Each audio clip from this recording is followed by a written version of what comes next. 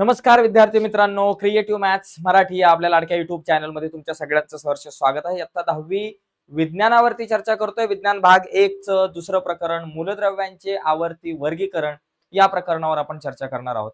बघा, पहिल्या प्रकरणावर आपण ऑलरेडी चर्चा केली, गुरुत्वाकर्षण या प्रकरणावरती, आणि बऱ्याच विद्यार्थ्यांनी अशी फरमाईश केली की सर दुसऱ्या प्रकरणावरती सुद्धा व्हिडिओ बनवा. तर आज हे विज्ञानचं दुसरं प्रकरण आपल्या समोर येतंय, मूलद्रव्यांचे आवर्ती वर्गीकरण. पटकन करूयात आपण चर्चा दुसऱ्या प्रकरणावर, पण पुढे जाण्याच्या अगोदर एक छोटीशी रिक्वेस्ट आहे. नवीन असाल आपल्या चॅनलवर, अजूनपर्यंत चॅनल सबस्क्राईब नसेल केला तर आत्ताच आपला चॅनल सबस्क्राईब करा आणि त्या बाजूला असलेलं बेलचं बटन दाबायला विसरू नका.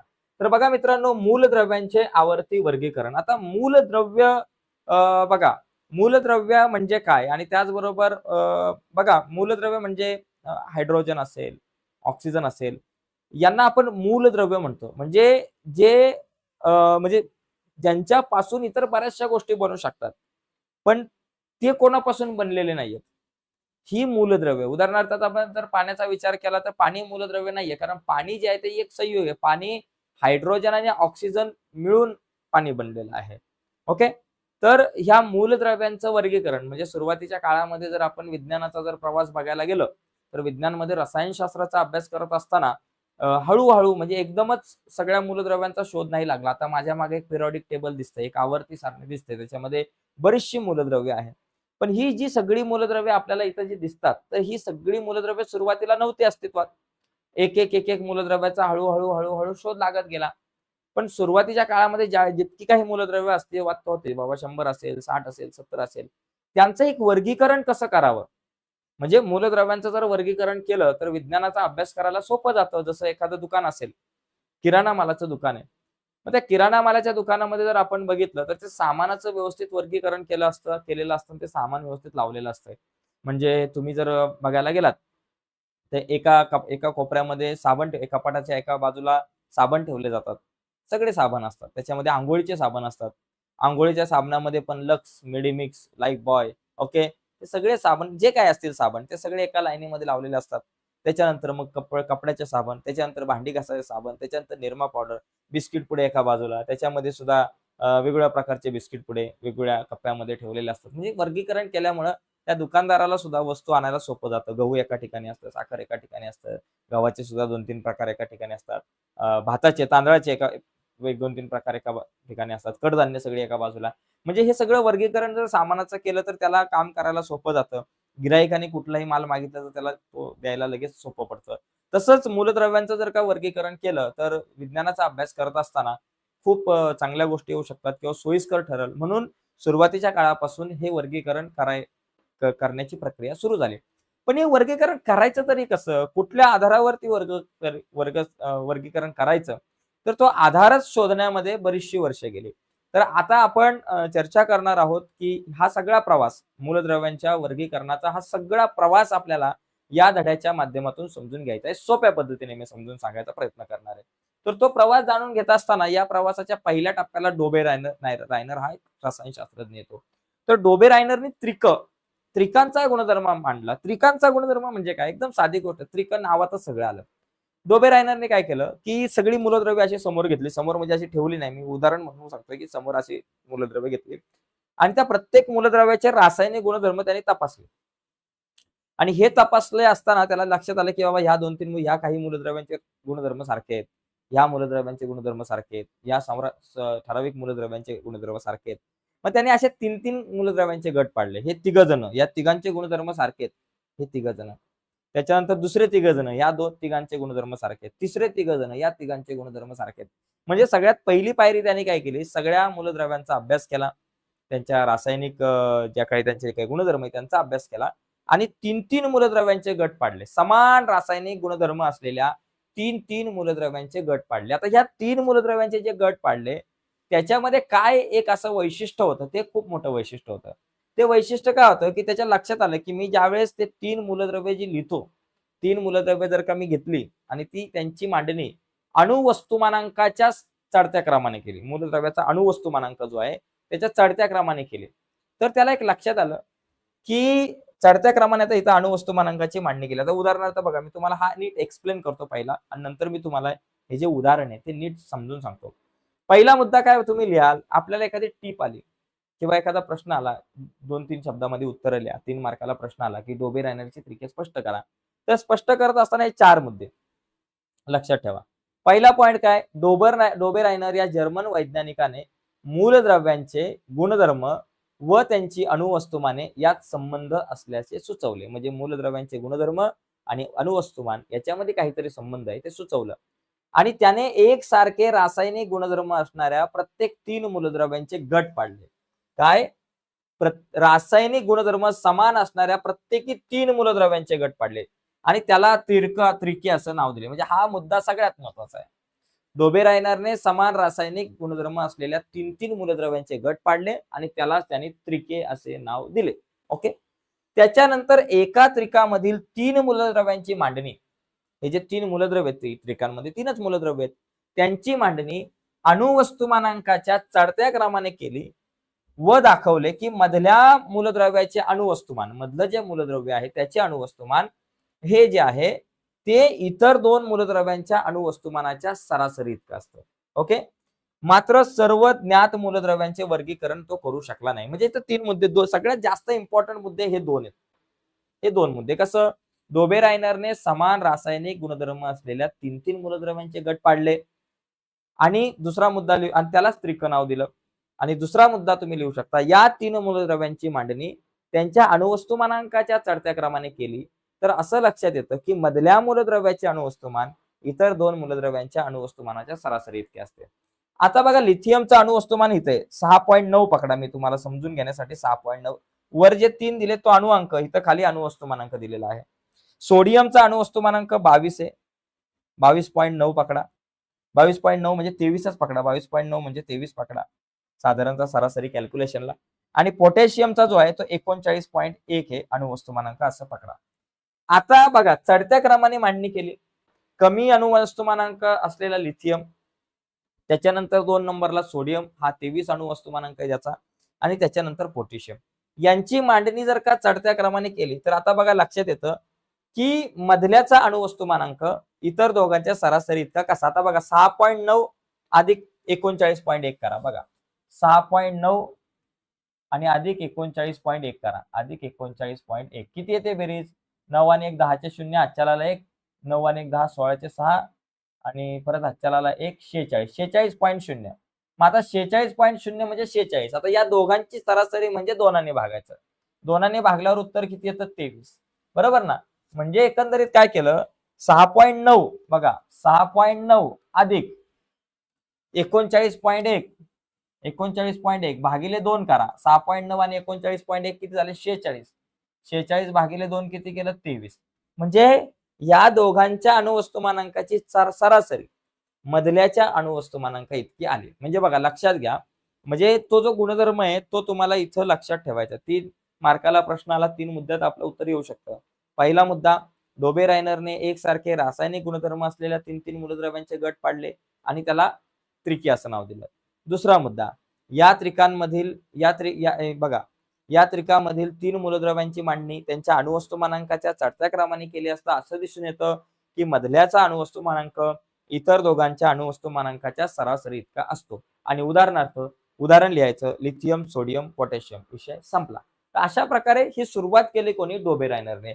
परंतु डोबे रायनरला सगळी जेवढी काही मूलद्रव्ये होती त्या सगळ्यांचा अभ्यास करता सगळ्यांसाठी हा गुणधर्म लागू नाही पडला. बरीचशी मूलद्रव्ये अशी आहे की ती बाजूलाच राहिली. त्यांचा त्या त्रिकांमध्ये काही कुठल्याही एखाद्या त्रिकामध्ये त्यांचा काय नंबर लागला नाही. ओके. इथं दिलंय की सर्व ज्ञात मूलद्रव्यांचं वर्गीकरण डोबे रायनर करू शकला नाही. म्हणजे ही जी पद्धत आहे वर्गीकरणाची, ही पद्धत फेल ठरली असं म्हणायला काय हरकत नाही. परंतु सुरुवात महत्वाची आहे, कुणीतरी सुरुवात करणं गरजेचं आहे. डोबे रायनरने सुरुवात केली त्याच्यामुळे इतर शास्त्रज्ञांना प्रेरणा मिळाली आणि या प्रेरणेतून मग पुढे आला न्यूलँड्स नाव. आता बघा इथं पण काही त्रिके आहेत. ही त्रिके पण लिथियम, सोडियम, पोटॅशियम, त्याच्यानंतर कॅल्शियम, स्ट्रॅन्शियम आणि बेरियम, क्लोरीन, ब्रोमिन आणि आयोडीन ही सुद्धा आहे. ओके. आणि याच्यानंतर मग हे उदाहरणं काही आहेत ते तुम्ही बघून घ्या. याच्यानंतर मग न्यूलँड्स नावाचा एक शास्त्रज्ञ होता, त्याने पुढे काम केलं. त्यांनी त्याची अष्टके मांडली. त्रिकानंतर इथं अष्टके, बघा अष्टके. आता याच्यामध्ये काय, न्यूलँड्सने त्या काळी ज्ञात असलेली मूलद्रव्य त्यांच्या अणुवस्तुमानांकाच्या चढत्या क्रमाने मांडली. म्हणजे आता इथं पण काय केलं यांनी, पण आधार जो आहे, बेस जो आहे आधार, तो अणुवस्तुमानांक घेतला.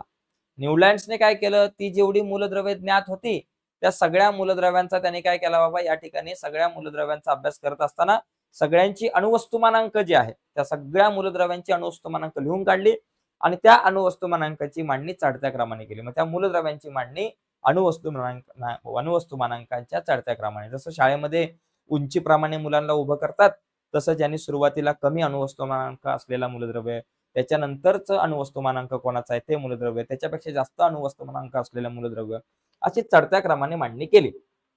बरं का, पहिला मुद्दा, न्यूलँड्सने त्या काळी ज्ञात असलेल्या सगळ्या मूलद्रव्यांची मांडणी त्यांच्या अणुवस्तुमानांकाच्या चढत्या क्रमाने केली.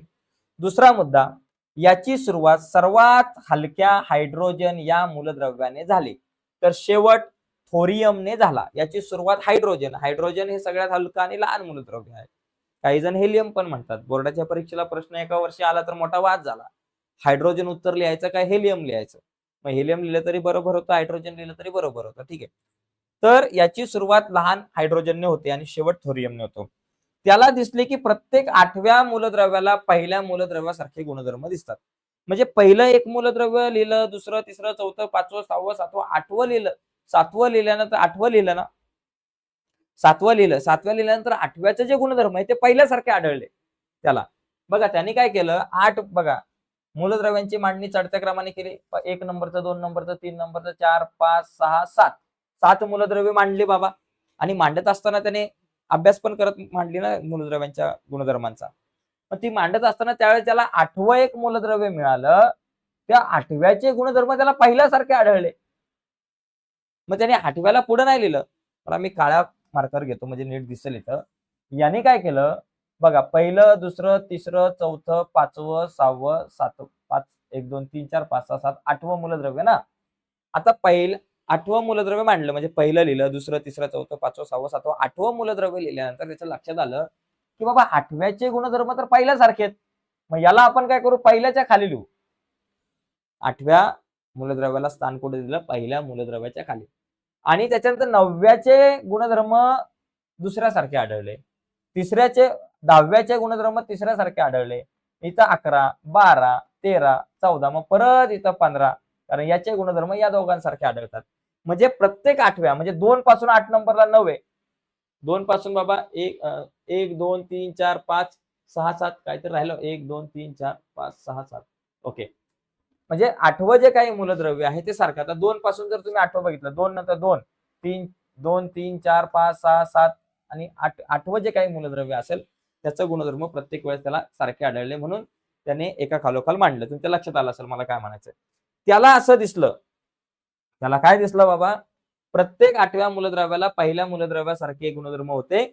जसे सोडियम हे लिथियम पासून 8वे मूलद्रव्य असून दोघांचे गुणधर्म एकसारखे आहेत, ते आपण पुढे चार्ट मध्ये बघणार आहोत.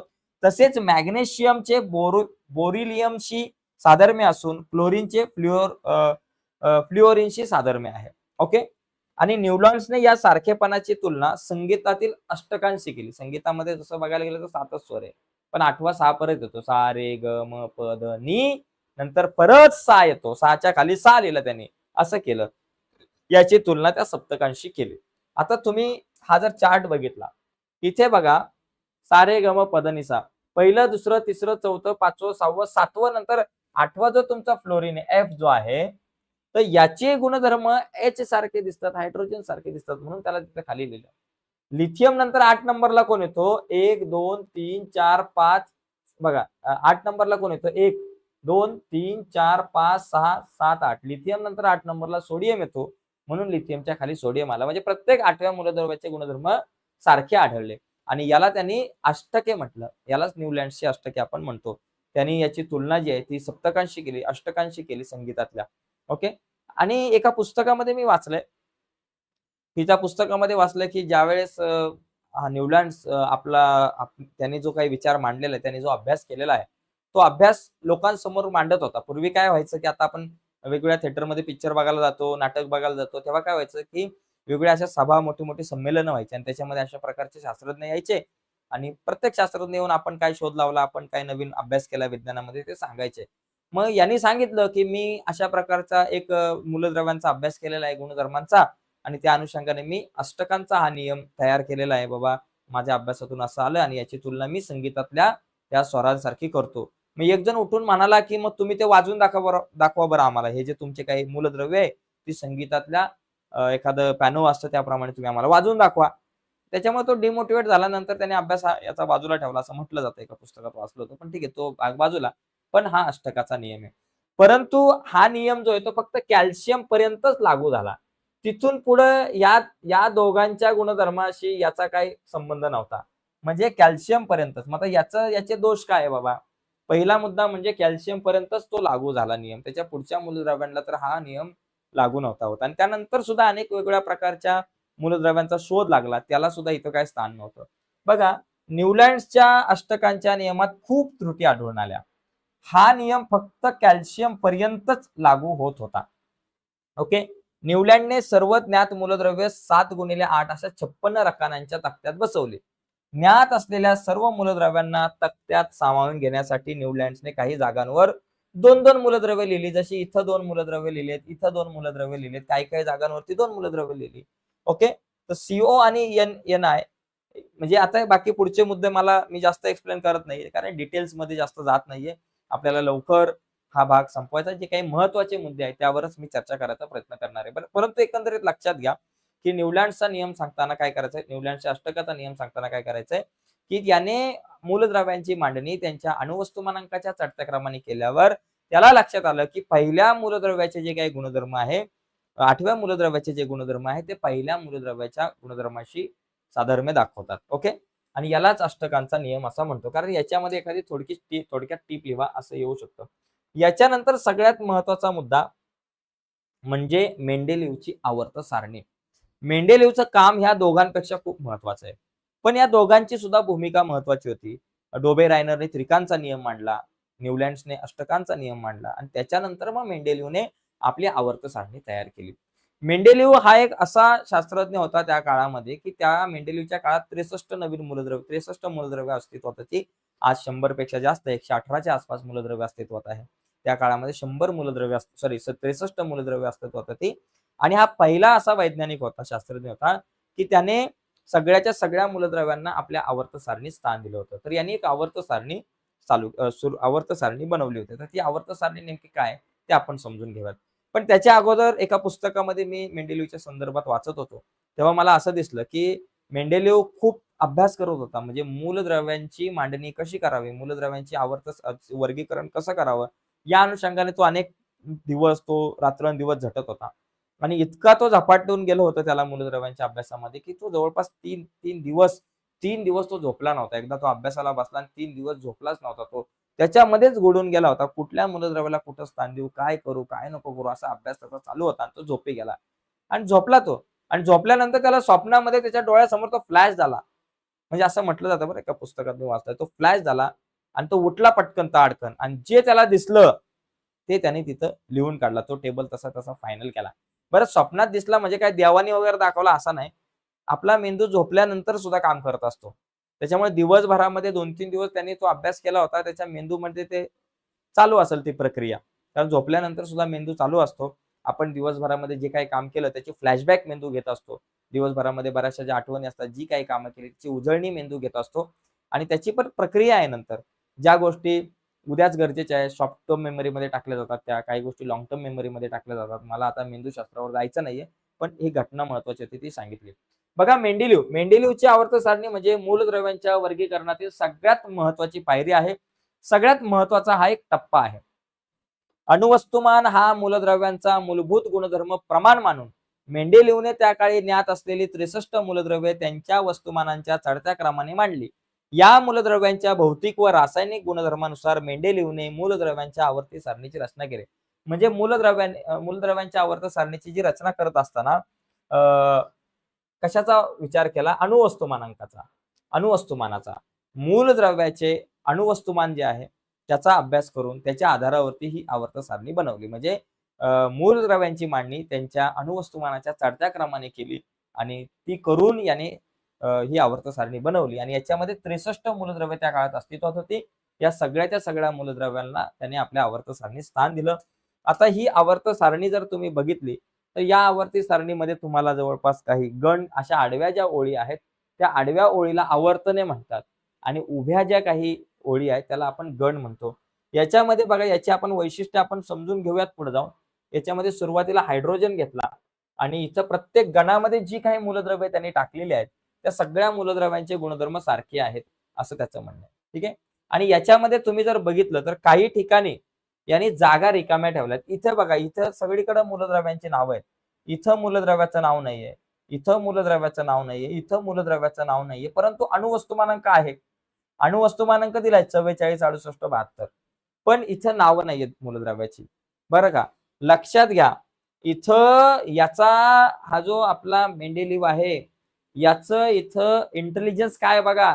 तो काय म्हणतो की ह्या ज्या 3 जागा ठेवल्यात ना मी इथं रिकाम्या या 3 जागांवरती नवीन मूलद्रव्यांचा शोध लागेल असं त्यांनी भाकीत केलं होतं की अशी काही नवीन मूलद्रव्ये असतील त्यांना इथं स्थान आहे. नवीन 3 मूलद्रव्ये त्यांनी सांगितली की त्यांच्या अणुवस्तुमानांक असे असे असतील, त्यांचे गुणधर्म असे असे असतील असं त्यांनी सांगितलं आणि भाकीत केलं आणि ते खरं ठरलं. पुढच्या काळामध्ये भविष्यात नवीन 3 मूलद्रव्यांचा शोध लागला आणि त्या 3 मूलद्रव्यांना इथं स्थान देण्यात आलं. ती 3 मूलद्रव्ये कुठली होती ते पण आपण जाणून घेणार आहोत. पण ही अशा प्रकारे आपल्या मेंडेलीव्हची आवर्त सारणी होती. आता याच्यामध्ये त्यांचे गुण काय आवर्त सारणीचे बघा.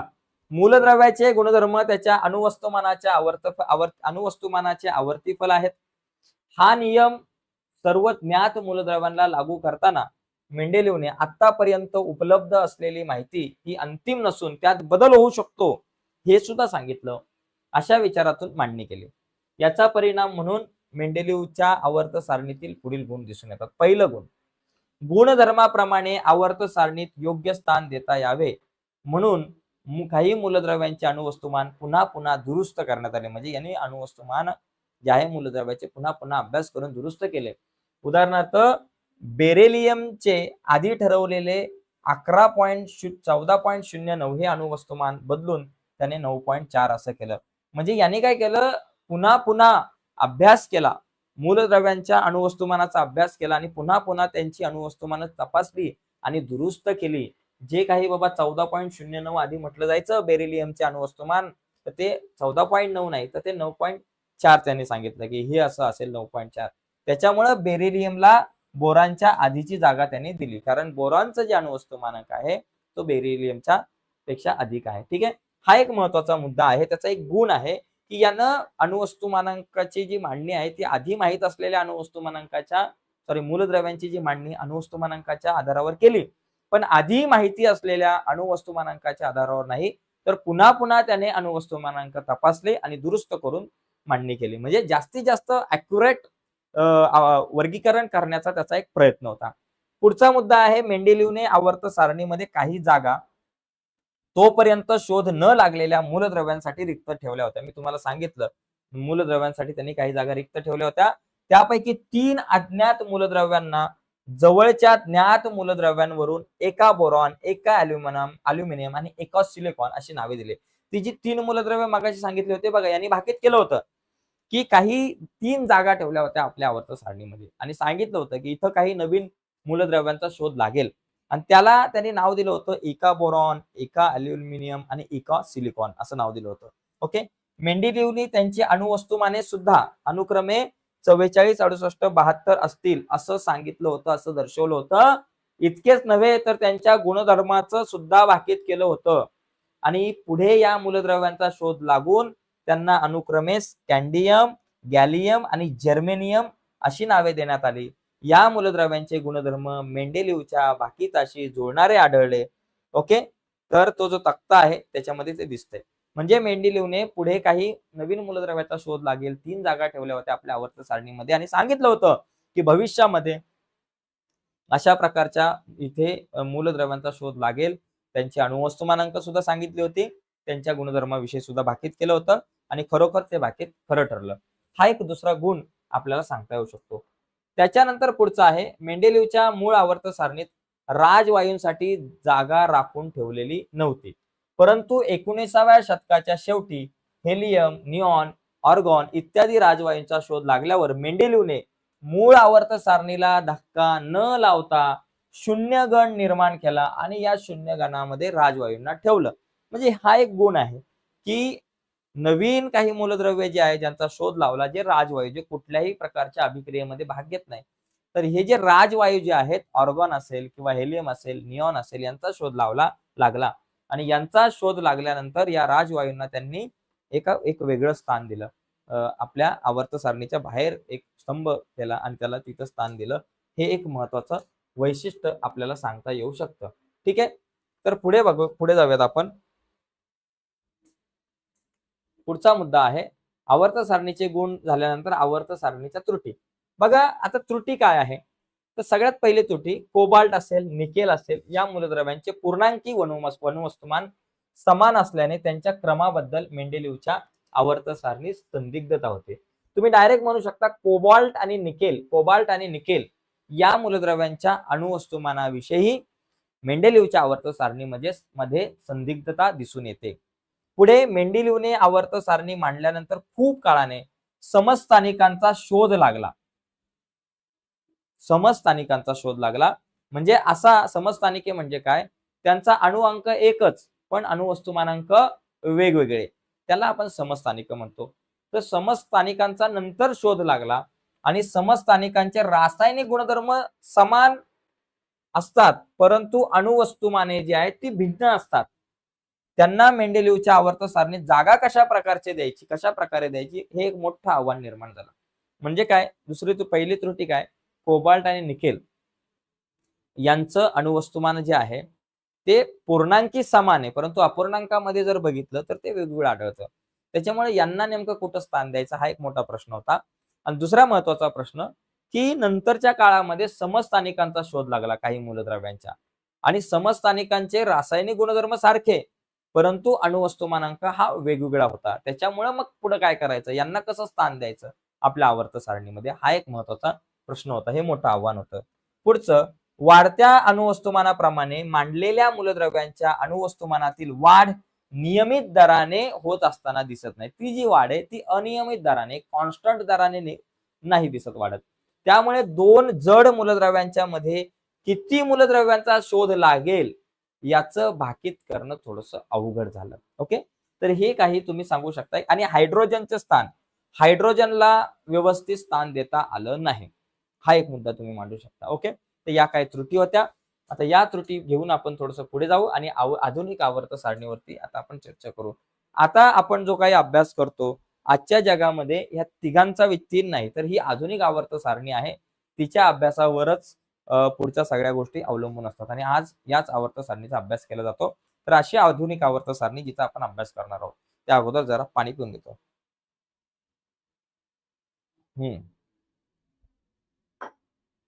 तर बघा मित्रांनो, आधुनिक आवर्त सारणी समजून घ्या कारण याच आवर्त सारणीवर पुढच्या सगळ्या गोष्टी आहेत. पण तरी सुद्धा तुम्ही म्हणाल सर मग आधुनिक आवर्त सारणीच्या आधारावरच आता इथून सगळ्या गोष्टी आहेत, संपूर्ण विज्ञान आधारलेलं आहे. तर मग ह्या मागच्या तिघांचं काय, त्या तिघांचा अभ्यास कशाला केला, कारण मित्रांनो त्या तिघांची भूमिका सुद्धा मूलद्रव्यांच्या वर्गीकरणामध्ये खूप महत्वाची होती. त्याच्यामुळे या तिघांचं योगदान खूप मोठं होतं, त्याच्यामुळे त्यांचा अभ्यास सुद्धा करणं गरजेचं होतं. तर हा जो प्रवास आहे डोबे रायनरच्या त्रिकापासून आधुनिक आवर्त सारणीपर्यंत आला. आतापर्यंत जर आपण बघितलं, या डोबे रायनरनी जी त्रिक मांडली त्याच्यामध्ये त्यांनी मूलभूत पाया कशाचा मांडला की मूलद्रव्याच्या अणुवस्तुमानाची चढत्या क्रमाने मांडणी केली होती. न्यूलँड्सने सुद्धा मूलद्रव्यांच्या अणुवस्तुमानांकाची चढत्या क्रमाने मांडणी केली होती आणि मेंडेलिव्हच्या आवर्त सारणीची रचना सुद्धा मूलभूत पाया जो आहे तो मूलद्रव्याच्या अणुवस्तुमानावर आधारित होता. परंतु आधुनिक आवर्त सारणीमध्ये मूलद्रव्याचं जे स्थान आहे ते अणुवस्तुमानावरून नाही तर अणुअंकावरून, अणुअंक बरोबर, अणुअंकावरून त्याचं स्थान ठरवलं जातं. ओके, मूलद्रव्याच्या अणुअंकावरून त्याचं स्थान दर्शवलं जातं. तर लक्षात घ्या. आता आपण समजून घेऊयात ही आधुनिक आवर्त सारणी, तिची रचना काय. बघा, आधुनिक आवर्त सारणीमध्ये 7 आडव्या ओळी आहेत बरोबर, आणि 1 ते 7 म्हणजे 7 आडव्या ओळी आहेत, त्यांना आवर्तने म्हटले गेले. आणि उभे गण जे आहेत ते 18 आहेत, त्याला गण म्हटलं गेलं. म्हणजे उभ्या ज्या ओळी आहेत त्यांना गण म्हणतात. आडव्या ओळींना आवर्तने, उभ्या ओळींना गट. आवर्तने जे आहेत ते 1 ते 7 आहेत आणि गण 1 ते 18 आहेत. एवढं लक्षात घ्या. पुढचा मुद्दा, आता आपण प्रत्यक्षात सारणी पण बघणार आहोत.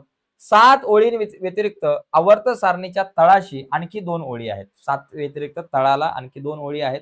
त्या स्वतंत्रपणे दाखवल्यात. त्यांना अनुक्रमे लॅन्थेनाइट व ऍक्टिनाइट अशी श्रेणी म्हणतात, असं म्हणतात. संपूर्ण आवर्त सारणीमध्ये 4 खंड आहेत. आवर्त सारणीचं विभाजन 4 खंडात केलंय. S, P, D, F. S खंड, पी खंड, डी खंड, F. S, P, D, F असे 4 खंड आहेत. त्याच्यानंतर एस खंड हा 1 ते 2 यांचा बनलेला आहे. म्हणजे एस खंड 2च गण आहेत त्याच्यामध्ये आणि त्याचबरोबर 13 ते 18 गण पी खंडामध्ये आहेत. आणि ते आता मला असं वाटतं की आपण प्रत्यक्षात ती समोर तुमच्या आवर्त सारणीच आणतो म्हणजे नीट समजेल. हे बघा, ही आवर्त सारणी बघा. या आवर्त सारणीचा जर विचार केला, बघा किती खंड आहेत. एस खंड, डी खंड, पी खंड आणि एफ खंड असे 4 खंड आहेत. ओके, आता इथे बघा डी खंड म्हणजे काय. इथे बघा डी खंड इथं दिला आपण. म्हटलं कुठे गेलं बाबा. पी खंडामध्ये 13 ते 18 आणि 3 ते 12 डी खंडात आहे. एकदा बरोबर आहे की नाही चेक केलं पाहिजे आपण. आता बघा एस खंड म्हणजे पहिले जे 2 गण आहेत. आता याच्यामध्ये बघा आवर्तना आडव्या ओळी किती झाल्या बघा. 1, 2, 3, 4, 5, 6, 7. आडव्या ओळी 7 आहेत. याला आपण आवर्तने म्हणतो. ज्या आडव्या ओळी आहेत आवर्त सारणीमध्ये त्याला आपण आवर्तने म्हणतो. आणि ज्या उभे स्तंभ आहेत त्याला गण म्हणतो. असे किती गण आहेत बघा. 1, 2, 3, 4, 5, 6, 7, 8, 9, 10, 11, 12, 13, 14, 15, 16, 17 आणि 18. किती 18 गण आहेत. उभ्या ज्या ओळी आहेत त्या 18 आहेत. त्याला आपण गण म्हणतो. ओके, आता इथं तुम्ही जर बघितलं आवर्त सारणीची जी रचना आहे ती अणु अंकावरून आहे. म्हणजे अणु अंक त्याचा किती त्यावर आधारित आहे. बघा हायड्रोजनचा अणु अंक 1 आहे बरोबर. त्याच्या 1 बघा पहिल्या आवर्तनामध्ये हायड्रोजनचा अणु अंक 1 आहे. त्याच्यानंतर हेलियम आहे ज्याचा अणु अंक 2 आहे. 2 नंतर इथे बघा 3 अणु अंक लिथियमचा आहे, बेरिलियमचा 4 आहे, लिथियमचा 3 आहे, बेरिलियमचा 4 आहे, बोरॉनचा 5 अणु अंक आहे, त्याच्यानंतर कार्बनचा 6 आहे, त्याच्यानंतर नायट्रोजनचा 7 आहे, ऑक्सिजनचा 8 आहे, फ्लोरिनचा 9 आहे आणि निऑनचा 10 आहे. बघा एकदम 3, 4, 5, 6, 7, 8, 9, 10 अणु अंकावरून त्याच्या आतमध्ये असलेल्या प्रोटॉनची जी संख्या असते त्याच्यावरून म्हणजे एखाद्या मूलद्रव्याच्या अणूमध्ये असलेल्या प्रोटॉनच्या संख्येवरून त्याचा अणु अंक ठरवला जातो. 10 नंतर बघा 11 सोडियम 11, मॅग्नेशियम 12, त्याच्यानंतर इथं अल्युमिनियम 13, 14, 15, 16, 17, 18 बरोबर. त्याच्यानंतर 19, 20, 21, 22, 23, 24, 25, 26, 27, 28, 29, 30, 31, 32, 33, 34, 35, 36, 37, 36 म्हणजे अणु अंक जो आहे त्या अणु अंकावर आधारित ही सगळी आवर्त सारणी आहे. आता याच्यामध्ये जर आपण बघितलं तर या आवर्त सारणीमध्ये बघा इथं पहिले 2 गण आहेत. पहिले 2 गण एस खंड म्हणजे पहिल्या 2 गणांचा मिळून एस खंड. एस खंडामध्ये हे 2 एक मूलद्रव्य येतात. आता ही दोन्हीच्या 2 गण येतात एस खंडामध्ये आणि या गणामध्ये असलेली जी सगळी मूलद्रव्ये आहेत ती सगळी मूलद्रव्ये अतिशय क्रियाशील असतात. त्याच्यानंतर बघा इथं किती बाबा 3 ते 3, 4, 5, 6, 7, 8, 9, 10, 11, 12 किती बाबा 3 ते 12 गणातली जी काही मूलद्रव्य आहेत त्याला आपण डी खंड म्हणतो. आणि पी खंडामध्ये किती 13, 14, 15, 16, 17, 18 13 ते 18 पी खंडामध्ये येतात. आणि खाली हा एफ खंड लॅथेनाइट आणि ऍक्टिनाइट जी म्हटलं ती या खालच्या खंडामध्ये येतात. आता या प्रत्येकाचं नेमकं वैशिष्ट्य काय आहे ती सगळी वैशिष्ट्य आता आपल्याला समजून घ्यायची आहेत. पुढचा मुद्दा हा महत्वाचा आहे. तर याच्यामध्ये बघा आवर्त सारणीमध्ये बघा आवर्त सारणीच्या संदर्भात या 2-3 मुद्दे समजून घ्या. पहिला मुद्दा काय की मूलद्रव्ये त्यांच्या चढत्या अणु अंकाप्रमाणे मांडलेली आहेत. हे आपण बघितलं. उभ्या स्तंभांना गण म्हणतात. एकूण 18 गण आहेत. एका गणातील मूलद्रव्यांच्या रासायनिक गुणधर्मामध्ये साधर्म्य व प्रवणता असते. आडव्या ओळींना आवर्तने असे म्हणतात. एकूण 7 आवर्तने आहेत. एका आवर्तनामध्ये एका टोकाकडून दुसऱ्या टोकाकडे जाताना मूलद्रव्यांचे गुणधर्म हळूहळू हळूहळू बदलत जातात. ओके, पुढे बघा. आता आपण जरा एक्सप्लेनेशन जरा समजून घेऊ. इथं बघा काय आता आवर्तन, आता समजून घे बघा, हे जे आवर्तन आहे आता इथं बघा तुम्हाला दिसेल. आता आपण बघा, आवर्तन म्हणजे आडव्या ओळी. आता हे दुसरं आवर्तन आहे. हे कितवं आवर्तन आहे? दुसरं आवर्तन आहे. दुसऱ्या आता आवर्तनाचे गुणधर्म आपण बघूयात. आवर्तनामध्ये उजवीकडून डावीकडे जात असताना गुणधर्मामध्ये थोडी बदल होत राहतात. आता बघा, आपण इथं लिथियम आहे. इथं काय लिथियम आहे बरं का, इथं काय लिथियम आहे, पहिला लिथियम. लिथियमचा अणुअंक किती? 3 आहे. आता त्याचं जे आपण म्हणू शकतो ना त्याची रचना, लिथियमची रचना अणुअंक 3 आहे. 3 आहे. आता या लिथियमची जर रचना आपण जर काढायला गेली तर पहिल्या कक्षेमध्ये 2 अणू असणार. पहिल्या कक्षेत 2 अणू. आता इथं समजा एकूण किती बाबा 3 अणुअंक याचा. त्याचं विभाजन करत असताना पहिल्या कक्षेमध्ये 2 असतात आणि दुसऱ्या कक्षेमध्ये एकच, म्हणजे 3 अणुअंक झाले. आता बीई बघा, बेरिलियमचा जर तुम्ही विचार केला तर बेरिलियमची बघा पहिल्या कक्षेमध्ये 2 अणू असणार आणि दुसऱ्या कक्षेमध्ये किती असणार? 2च अणू असणार, म्हणजे 4 झाले. याचा अणुअंक 4 आहे. त्याच्यानंतर इथे बघा बोरॉनचा जर आपण बघितला 5 आहे अणुअंक. 5 अणुअंक बोरॉनचा, म्हणजे पहिल्या कक्षेमध्ये 2 इलेक्ट्रॉन झाले. दुसऱ्या कक्षेमध्ये किती? 5 आहेत ना, 1 2 4 झाले आणि हा एक 5. बरोबर. बघा इथं 2च कक्षा आहेत. कार्बनचा जर तुम्ही विचार केला, इथं कार्बनचा जर विचार केला, पहिल्या कक्षेत 2, त्याचा अणुअंक 6 आहे, इथं 7 आहे, इथं 8 आहे, इथं 9 आहे, इथं 10 आहे. पहिल्या कक्षेत 2 आणि पुढच्या कक्षेत किती? 1 2 3 4, किती झाले बाबा? 6 झाले. निऑन नायट्रोजनचा जर तुम्ही विचार केला, 1 2 पकडा, पहिल्या कक्षेत 2, 7 अणुअंक आहेत, 3 4 5 6 आणि 7. बरोबर. आता तुम्ही जर नीट विचार केला, पुढे बघा 8 आहे, त्याच्यानंतर 9 आहे, 10 आहे. इथं कक्षा किती? 2 आहेत, 2 आहेत, 2 आहेत, 2 आहेत, 2 आहेत. कक्षा किती? 2. पहिल्या कक्षेमध्ये 2 इलेक्ट्रॉन, पहिल्या कक्षेत 2 2 आहेत. इथं पहिल्या कक्षेमध्ये दुसऱ्या कक्षेत 1 इलेक्ट्रॉन आहे, नंतर दुसऱ्या कक्षेत 2 आहे, इथं दुसऱ्या कक्षेत 3 इलेक्ट्रॉन आहे, दुसऱ्या कक्षेत 4 आहे, 5 आहे. म्हणजे या आवर्तनामध्ये जर तुम्ही विचार केला तर आवर्तनामध्ये जसजसं पुढे जाऊ तसतसं एक इलेक्ट्रॉन प्रत्येक कक्षेमध्ये वाढताना आपल्याला दिसतोय. आवर्तनामध्ये आवर्तनामध्ये डावीकडून उजवीकडे जाताना, कक्षेमध्ये 2च कक्षा असतात. कशामध्ये? 2 नंबरच्या आवर्तनामध्ये 2 कक्षा. 3 नंबरचं आवर्तन असेल तर 3 कक्षा. आवर्तन क्रमांक किती? 2 आहे. आता हे 2 नंबरच्या आवर्तनातली मूलद्रव्य आपण बघतोय. या 2 नंबरच्या आवर्तनामध्ये जी मूलद्रव्य आहेत त्याच्यात 2च कक्षा असणार आणि प्रत्येक कक्षेत डावीकडून उजवीकडे जाताना एक इलेक्ट्रॉन वाढत जातो आणि डावीकडून उजवीकडे जाताना धातू गुण कमी होतो. त्याचबरोबर क्रियाशीलता पण कमी होते आणि त्याचबरोबर अणूचा आकार हा कमी होत जातो. तुम्ही म्हणाल सर इलेक्ट्रॉनची संख्या वाढली मग अणूचा आकार कमी कसा झाला? बघा 2च कक्षा आहेत आणि जसजशी शेवटच्या कक्षेमध्ये इलेक्ट्रॉनची संख्या वाढेल तसतसं केंद्रकाकडे ते इलेक्ट्रॉन खेचले जाणार, जास्तीत जास्त खेचले जाणार. केंद्रकाकडे ते इलेक्ट्रॉन खेचले जातात, त्याच्यामुळे ती कक्षा पण खेचली जाणार आहे. त्याच्यामुळे डावीकडून उजवीकडे जाताना अणूचा आकार कमी होत जातो. असा एक प्रश्न येतो की गणामध्ये की आवर्तनात डावीकडून उजवीकडे जाताना अणूचा आकार कमी कसा का होत जातो? कारण डावीकडून उजवीकडे जात असताना एक इलेक्ट्रॉन वाढत जातो, त्याच्यामुळे केंद्र आणि शेवटची कक्षा यामधलं आकर्षण वाढतं, त्याच्यामुळे या सगळ्या गोष्टी होत असतात. त्याच्यावर आपण नंतर चर्चा करू. इथे बघा, इथं प्रत्यक्षामध्ये तुम्हाला इथं दिसेल कक्षा 2 2 2 2 2च आहे. ओके. इथं शेवटच्या कक्षेत 1 electron, 2 electron, 3 electron, 4 electron, 5 electron, 6 electron ते वाढत जातात. आता आपण याचप्रमाणे जर का तिसरं जर आपण आवर्तन बघितलं, तिसऱ्या आवर्तनामध्ये जर बघितलं तर तिसऱ्या आवर्तनामध्ये आपल्याकडे इथं सोडियम आहे. सोडियमच्या पहिल्या कक्षेमध्ये किती बाबा? 1 2 इलेक्ट्रॉन आहे. दुसऱ्या कक्षेत 8 झाले. पहिल्या कक्षेत 2, दुसऱ्या कक्षेत 8, तिसऱ्या कक्षेत 1. किती कक्षा झाल्या? 3. आवर्तन क्रमांक 3 मध्ये जेवढी मूलद्रव्य असतील त्या सगळ्यांमध्ये 3च कक्षा असणार आहे. इथे पण बघा, इथं मॅग्नेशियमचा जर तुम्ही विचार केला, पहिल्या कक्षेत 2 इलेक्ट्रॉन आहे, दुसऱ्या कक्षेत 8, तिसऱ्या कक्षेत 2 इलेक्ट्रॉन आहे. बघा 1 आणि 2 इलेक्ट्रॉन आहे. बरोबर. इथं अल्युमिनियमचा जर तुम्ही विचार केला, 13 अणुअंक आहे. पहिल्या कक्षेत 2, दुसऱ्या कक्षेत 8, राहिले 3, तिसऱ्या कक्षेत 3. सिलिकॉनचा जर विचार केला 14 आहे. पहिल्या कक्षेत 2, दुसऱ्या कक्षेत 8, तिसऱ्या कक्षेत 4. तर अशा प्रकारे आवर्तनामध्ये आवर्तनाचा क्रमांक जेवढा असेल तेवढ्या कक्षा त्या आवर्तनामधल्या प्रत्येक मूलद्रव्याच्या असणार आहे. हा एक महत्वाचा मुद्दा लक्षात घ्या. हा आवर्तनाचा अभ्यास झाला. आता आपण थोडासा गणांचा विचार करू. आता गणाचा जर विचार केला, इथे बघा गणाचा जर विचार केला, गण क्रमांक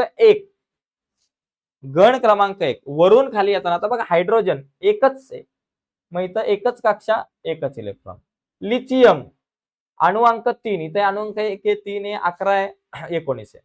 इथं अणुअंक 3 आहे, बरोबर. म्हणजे पहिल्या कक्षेत 2 इलेक्ट्रॉन 2च असू शकतात आणि दुसऱ्या कक्षेत 1 झाला 3. इथं 11 आहे, 11 म्हणजे पहिल्या कक्षेमध्ये 2 इलेक्ट्रॉन, दुसऱ्या कक्षेत 1 2 3 4 5 6 7 8 इलेक्ट्रॉन आणि तिसऱ्या कक्षेमध्ये एकच इलेक्ट्रॉन. गणामध्ये बघा वरून खाली येताना एक एक कक्षा वाढत जाते, पण गणाचं वैशिष्ट्य काय, शेवटच्या कक्षेत बघा किती इलेक्ट्रॉन आहे. इथं शेवटच्या कक्षेत एकच इलेक्ट्रॉन आहे, इथं एकच इलेक्ट्रॉन आहे, एकच इलेक्ट्रॉन आहे, इथं एकच इलेक्ट्रॉन आहे. गणाचा क्रमांक हा त्याच्या शेवटच्या कक्षेच्या इलेक्ट्रॉनशी समान असतो, बरोबर. आता गण क्रमांक 1 मध्ये जेवढी तुमची मूलद्रव्ये असतील, सगळ्यांच्या शेवटच्या कक्षेत एकच इलेक्ट्रॉन असणार आहे. गण क्रमांक 2 चा विचार केला, गण क्रमांक 2 च्या शेवटच्या कक्षेत जितके गण क्रमांक 2 च्या शेवटच्या कक्षेत 2च इलेक्ट्रॉन असणार, गण क्रमांक 3 च्या शेवटच्या कक्षेत 3च इलेक्ट्रॉन असणार, बरोबर. आता गणामध्ये वरून खाली येत असताना अणूचा आकार हा वाढत जातो. अणूचा आकार हा त्याच्या त्रिज्येवरून ठरवला जातो आणि अणूची त्रिज्या म्हणजे काय, केंद्र आणि त्याची शेवटची कक्षा याच्यामधलं अंतर. आणि गणामध्ये वरून खाली येत असताना एक एक कक्षा वाढत जाते, म्हणून अणूचा आकार गणामध्ये वरून खाली येताना वाढत जातो. आता इथं शेवटच्या कक्षेत एकच इलेक्ट्रॉन आहे ना, याचा अर्थ ही सगळी मूलद्रव्ये अतिशय क्रियाशील आहेत, अतिशय क्रियाशील आहे. बघा हायड्रोजन, लिथियम, सोडियम, पोटॅशियम. आता मी असं ऐकलंय, वाचलंय एका ठिकाणी, की दुसऱ्या महायुद्धामध्ये जो ऍटम बॉम्ब टाकला होता पहिला, प्लॅटिनियम होता, पोटॅशियम नसेल तर. एकंदरीत लक्षात घ्या,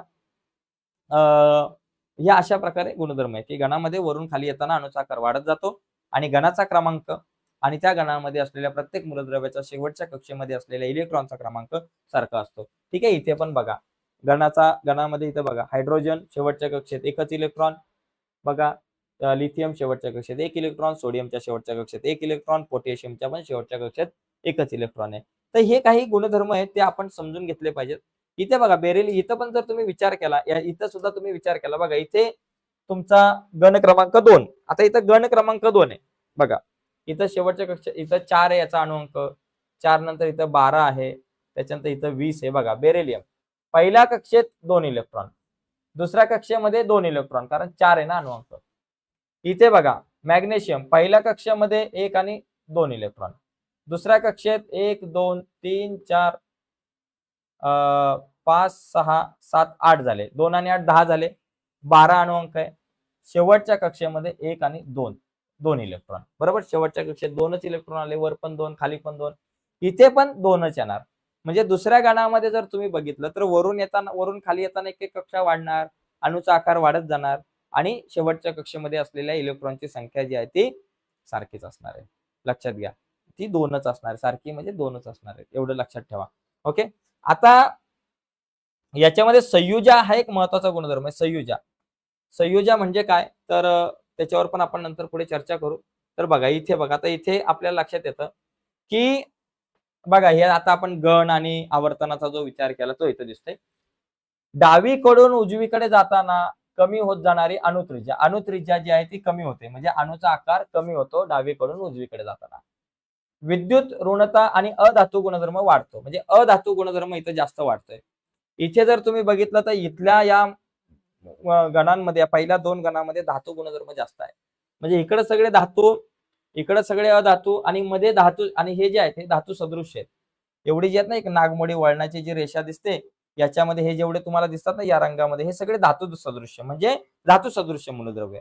म्हणजे ती धातू आणि अधातू दोघांचे सुद्धा गुणधर्म जी मूलद्रव्य दाखवतात त्यांना आपण धातू सदृश्य मूलद्रव्य म्हणतो.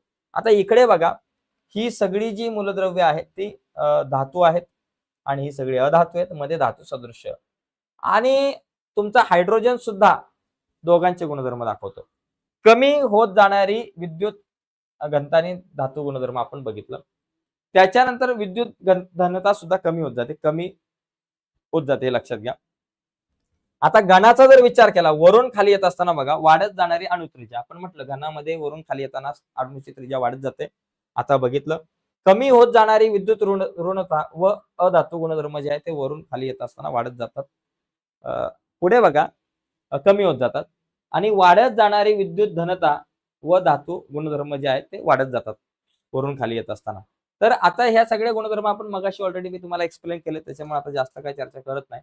तर एकंदरीत मित्रांनो आजच्या या चर्चेमध्ये आपण इथेच थांबूयात. पुढच्या एका व्हिडिओमध्ये आपण या प्रकरणावर आधारित जी काही स्वाध्यायाचा भाग आहे तर तो आपण बघण्याचा प्रयत्न करू. आज थोडीशी ओळख आपण या प्रकरणातली करून घेतली. या प्रकरणातल्या ज्या काही महत्त्वाच्या कन्सेप्ट होत्या, डोबेरायची त्रिके, त्याचबरोबर न्यूलँडची अष्टके, मेंडेलिव्हची आवर्त सारणी, आधुनिक आवर्त सारणी यांचा आपण आज अभ्यास केलेला आहे. तर पुढच्या व्हिडिओमध्ये आपण याच्यातल्या स्वाध्यायावर चर्चा करू.